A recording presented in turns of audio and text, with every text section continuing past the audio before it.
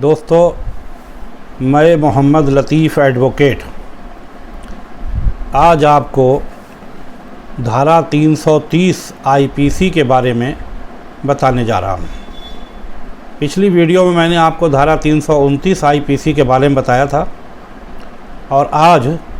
धारा 330 आईपीसी के बारे में जानकारी दे रहा हूँ। और ये एक ऐसी जानकारी है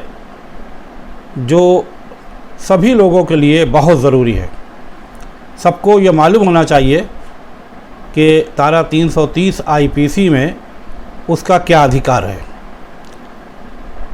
धारा 330 आईपीसी कहती है कि अगर कोई एक व्यक्ति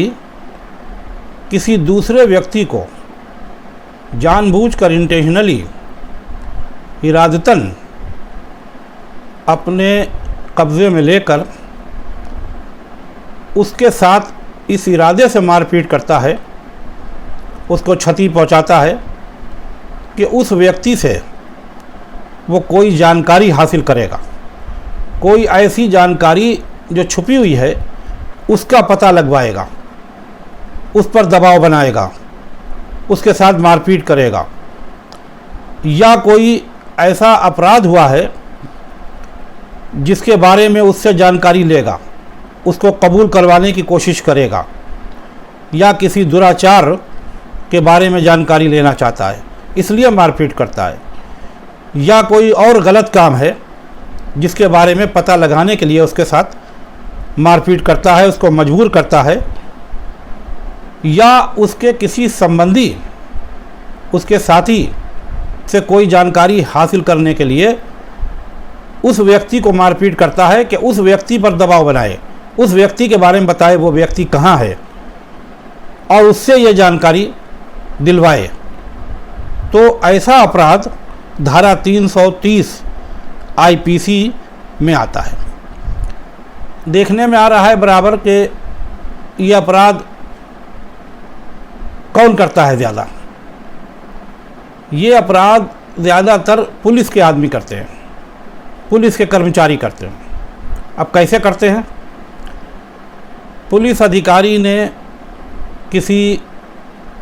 को शक के आधार पर या किसी मामले में वो नामजद है उसके आधार पर उसको गिरफ़्तार करा, उसको हिरासत में लिया, जायज़ तरीके से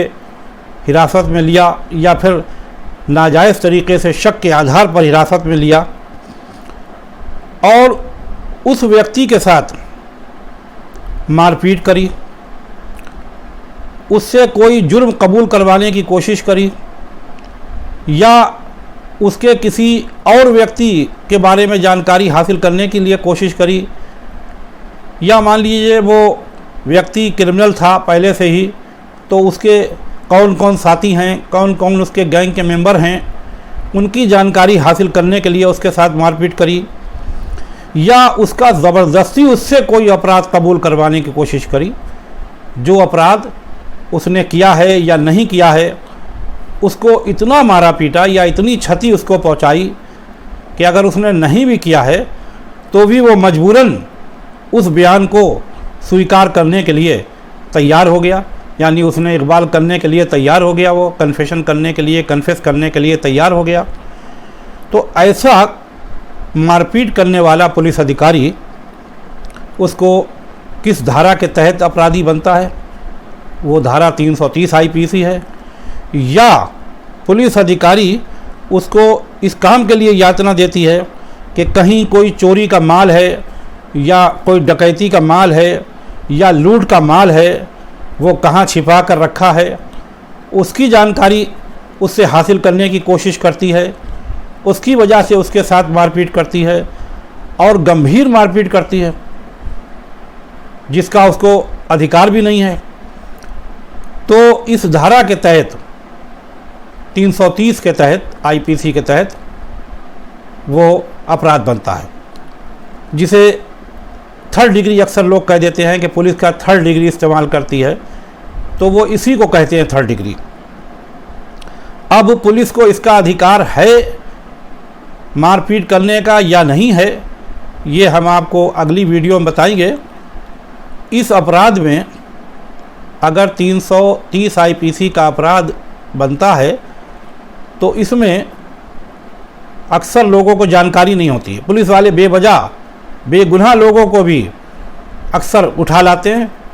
और उनके साथ भी धक्का मुक्की करते हैं या ज़्यादा मारपीट कर देते हैं, तो लोगों को जानकारी नहीं होती है। अगर आपके साथ ऐसा कोई अपराध होता है और नाजायज़ होता है तो आप 330 के तहत कार्रवाई कर सकते हैं और धारा 330 आईपीसी में 7 वर्ष तक की सज़ा का प्रावधान है और जुर्माना भी है। और ये ट्राइबल बाई मजिस्ट्रेट है और ये एक बेलेबल ऑफेंस है और इसमें उसको ज़मानत मिल सकती है। अगर ये जानकारी आपको सही लगी हो, अच्छी लगी हो, तो इसे लाइक करें और अपने दोस्तों यारों को भी बताएं, सब्सक्राइब करें, शेयर करें